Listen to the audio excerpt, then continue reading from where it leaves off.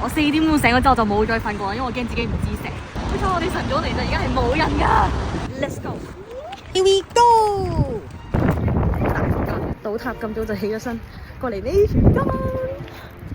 我朋友話一定要一朝早嚟啦，咁就唔使排隊。如果唔係咧，就有排，可能要等幾個鐘先可以入場。美泉宮係以前奧地利皇室嘅夏宮，而有 The Kiss 嗰幅畫嘅咧係美景宮，唔好撈亂啦。講翻今日先，我哋8點27分嚟到，8點33分就可以入去啦。但係入邊係唔影得相，唔拍得嘢，就要收埋個電話啦。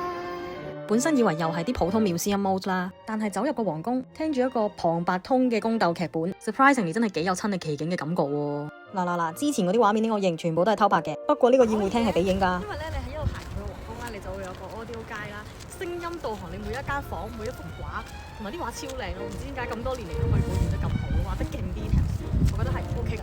行完皇宮梗係要行埋佢哋嘅御花園啦，唔好話我唔提你啊，行15分鐘斜路㗎。而家上到花園嘅最頂，呢個其實我都唔知咩嚟嘅，但係咧呢度後邊超晒，呢度就係成個美泉宮啦。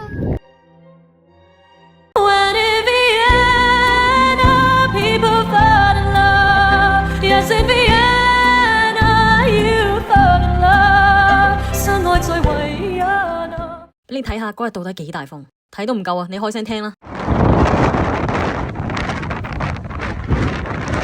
好彩我夠重，唔會吹走啫。成張卡都係奧地利嘅名物。下集就睇下維納有咩好食啦。呢個咪西式嘅獅子頭。